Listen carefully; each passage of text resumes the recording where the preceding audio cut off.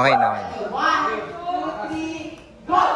Kalak, tanggalin ang K-12 program at transparency sa pamumuno. Yan ang inanghili ng ating kababayan sa term Vice President-elect and Income Education Secretary Sara Duterte. Ilan lamang yan sa aking balitang nasagap may araw. Makatutok, just makaputo. Traditional education. Modern education. What is more effective? For our brighter future. Everyone needs education. We are all need education. It provides knowledge, skills, innovation that we need to succeed. We are all started in childhood, nurturing the environment and attentive care, making cognitive, Social. emotional, and physical development. And as time. As time goes by.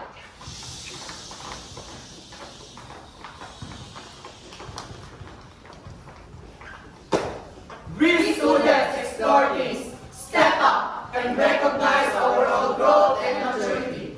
Secondary education will provide you opportunities, develop important life skills, critical thinking, problem solving, communication, and Collaboration. It plays a huge role in setting up success for college.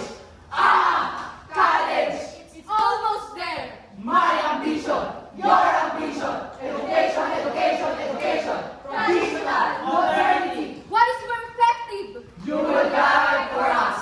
We need effective education. Promote student self-reliance. Student self-reliance, Structured content delivery. Expertise transmission and efficient knowledge dissemination.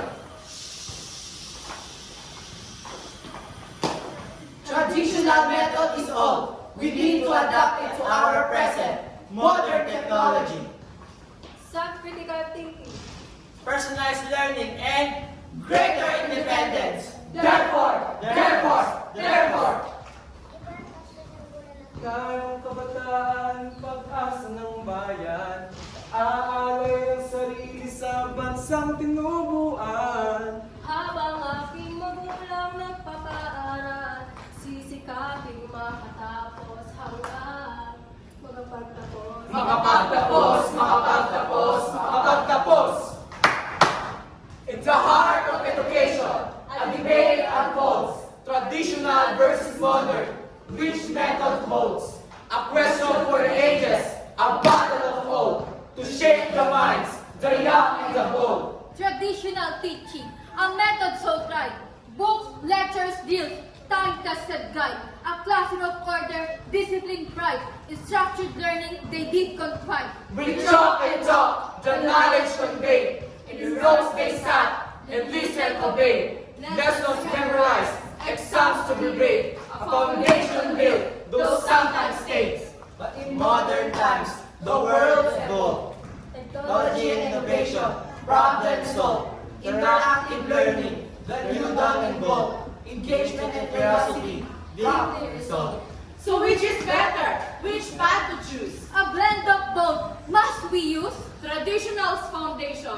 Modern use, Combined together, we cannot lose. in harmony they stand, not as foes. Each has strengths as education grows. Together they lead as wisdom flows.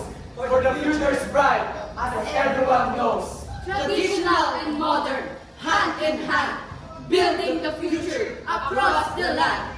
The most effective. The best we plan. In education's journey, united we stand. So let us embrace both old and new. For in your union we find the true. A path of knowledge, clear to view. A brighter future for me and you. In unity, we find strength and might to decide what's wisdom, to guide the light. Together